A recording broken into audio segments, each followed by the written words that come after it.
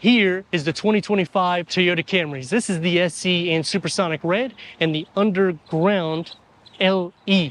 Up to 51 MPGs combined this year with a 5th generation hybrid powertrain that offers 2 different horsepower configurations, which will give us an increase of 17 horsepower over the prior hybrid and 24 horsepower more. It's also almost an inch longer and over half an inch taller. I'm Anthony from Hawkeye Rides, and I'm going to go over the pros and cons, the problem that I have with the new generation Camrys and the comparable rivals. We're going to start off with the LE. It's going to be a little bit more understated. Both will get the bi-LED projected headlights. That's standard.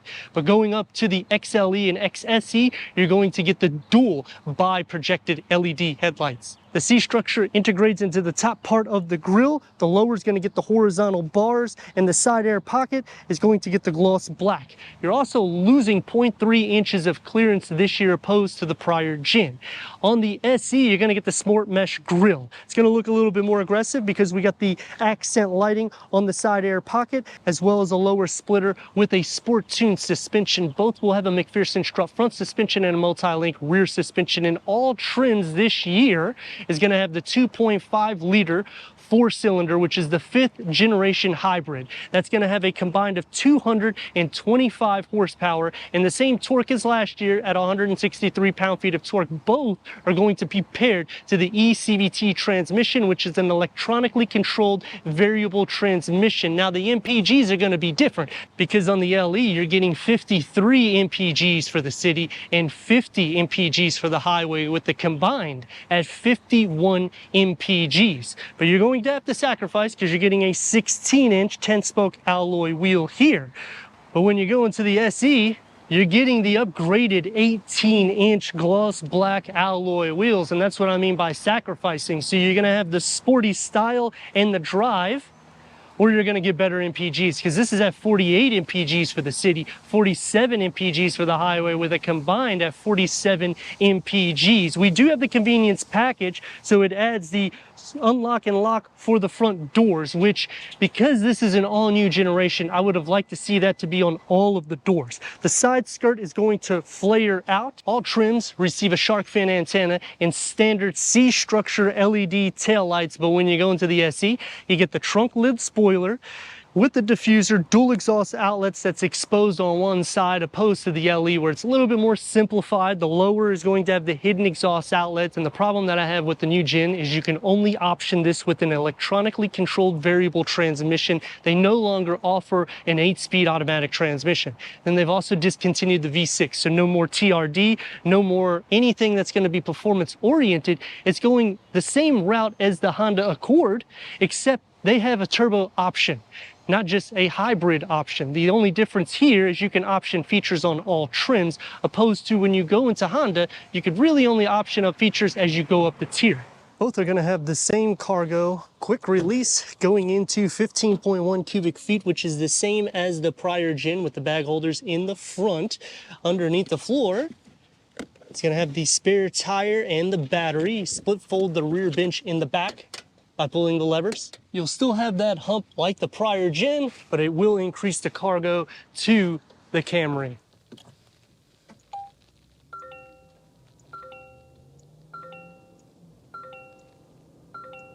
Six-way manual seat adjustment for the passenger and driver. You can option power seat adjustment for the driver as well as a moonroof. And optioning the convenience package will get the auto-dimming rear view mirror, 10-way power seat adjustment for the driver, 6-way manual adjustment for the passenger, the soft tech seats. This has the convenience package, headroom for the LE, and leg room, which both are going to lose a little bit of leg room in the front from the prior gen. They're also going to have the same setup with the sport design that goes into the air vent, standard 8-inch infotainment instead of a 7-inch, with wireless Apple CarPlay, Android Auto, Sirius XM, AM, FM, streaming Bluetooth audio, as well as 6 speakers standard. Put it into reverse and we'll have trajectory. When we put the lines on, it will expand. You can also change the camera view to make it a little bit more wide so you can see everything behind you. Dual climate control settings is standard. Wireless charging pad is as well, with 2 USB ports, a little bit of a storage nook here, and the key fob for the new Camry, and it's going to be the same as the SE. Soft tech is going to be around the gear lever with the driving mode select that is on the new 7-inch informational display that can go through an array of information for the driver, including the new Toyota Safety Sense 3.0, which includes pre-collision blind spot monitoring with rear cross traffic alert and connected services with up to 4G capabilities. The steering wheel will not be leather wrapped, however, you can option that on the LE. It's still multi-function, no paddle shifts, but the SE will get them with a leather wrapped steering wheel, the same gauge cluster and setup as you're seeing in the interior, except we have the option for the moonroof, and we have the convenience package, which adds the auto-dimming rear view mirror. It's going to be sport to touch on both, opens up into a long storage pocket with a 12-volt. Dashboard and door panel configuring together with a sporty design, and it's soft to touch, whereas on the LE it's going to be soft, but you're not going to be getting that pattern, and you'll still receive the one touch up and down for all the windows, sporty armrests, and storage will be the same on both, but headroom will be a little bit different because we have the moonroof. Headroom for the LE and leg space. You're not going to receive storage behind the driver, but you get a storage pocket behind the passenger, whereas on the SE, you'll get storage behind the driver. Both will get the USB, air vents, cup holders with an armrest, and the door will lose the soft materials more for the everyday, and it's going to be on both sides with a cup or beverage holder in the center. Headroom here, it's going to be a little bit different, especially because of the way the headliner is configured. Without the moonroof, you can see the difference sliding into the center. Leg space is going to be the same because you have this area here that's going to make you share some feet space, but not so much because the rails are pushed up. Butt, leg, and shoulder space is not going to be an issue, but headroom without the moonroof, whereas on the SE, it's a more flat headliner. 17 horsepower more.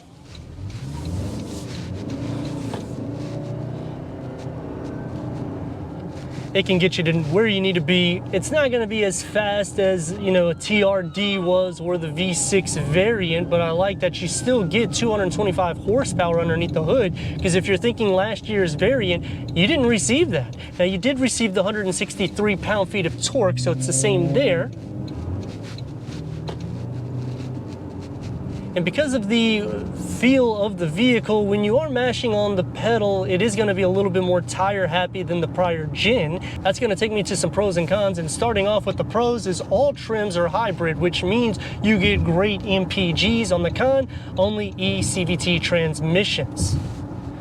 Interior, they nailed it because the seats are more comfortable. It's a wider area for your butt. It feels better on the bolstering against your back. Even the back seat feels a little bit more comfortable. They didn't increase anything for interior space. They actually decreased leg space for the front, but my knees are not necessarily just up in the air like the prior gen. Another pro is the standard amenities that you get. Standard dual climate control, wireless charging pad, wireless Apple CarPlay, wireless Android Auto, LED exterior lights. When you're thinking the value that you're getting, it's a lot more than the rivals, which takes me to the competition. When I'm thinking Honda, it kind of fits in the segment, but you got more horsepower here than the hybrid powertrain there. When I'm thinking Kia and Hyundai, they're going to have more powerful variants, and the same thing with Subaru, which is, I don't know why they would not come out with a TRD or at least a GR Camry to give us some more power. I know I'm asking for a lot to go back to a V6, but then just up the horsepower because you've done so on all the other hybrid powertrains to give a lot more horsepower and torque. So you could do like a max hybrid here, but on the flip side to those, you're not going to get the MPGs that you get here. So if you're looking for the daily use, a family practical vehicle, Toyota still is going to hit #1 in that segment. Turn radius at more or less a stop point. It's gonna be about 2 lanes. Let's rock and roll.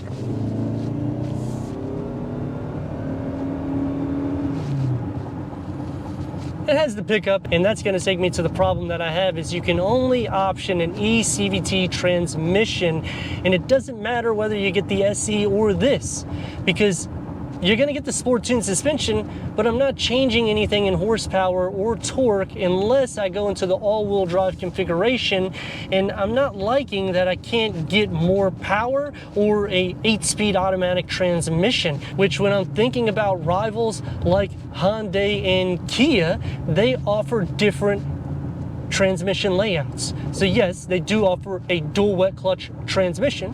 However, you can still get an automatic transmission, and you can get an hybrid trim as well. So I like that they have different configurations. I do like that whether you option this or the SE, both you can get features that makes it a little bit more desirable, especially if you are looking to get the LE with a convenience package opposed to an SE with convenience package. You'll see some savings. So for the SE, we're getting the same power output. Nothing different except for the sport tuned suspension and a ton of traffic this time around.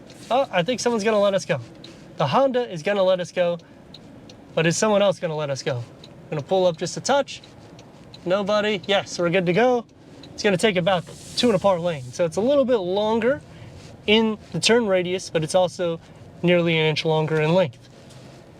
Sound deadening is just as good. Not hearing anything for the exhaust or the engine because it's hybrid. It's cut off right now. But when you mash on it, it comes alive. And you can see for maneuverability, it's not the smallest vehicle in class. However, you can still get in and out if there is a ton of traffic. And when the road's open, you know what that means. It's time to mash the gas a little bit. And the funny thing is, whether you go here or to the LE, you're still getting crazy MPGs. It's gonna take me to some pros and cons. It's still sporty. However, the sport suspension, is it something that's workable? I mean, for maneuverability purposes, it's okay, but it's not something like a sports car. It's still more derived for a family sedan, which is what you're supposed to be looking at when you go Camry. Safety has been reamped really well. You're getting more digital screens and upgraded screens, especially when you go into the SE. The features actually get unlocked a little bit better. The XLE is kind of the sweet spot because you can get a lot of the XSE in it, but even going up to the XSE, you still have to option trims or features, I should say, in which will escalate the price a little bit more so. So if you're thinking, I'll just go into the LE and get the convenience package, you may want to consider this because you'll get the power seats standard. And when you add the convenience package, you'll get the auto dimming rear view mirror. You can add the moonroof if it's something that you really need, which I don't necessarily think I would put it. I mean, $800 and some upgrade. That's something I could live without, but the exterior styling looks a little bit more aggressive here, especially with that sport mesh grille. And you're actually getting the exhaust that's exposed, so it doesn't necessarily hide that it has somewhat of performance, even though this is something that sips fuel. But let me know your thoughts in the comments, and if you're new to the channel, consider subscribing. Check out the next video, merchandise, website, and Instagram. Leave a comment and a like, and I'd like to thank Gettle Stadium Toyota for giving us this 2025 Toyota Camry SE and LE for our comparison car review.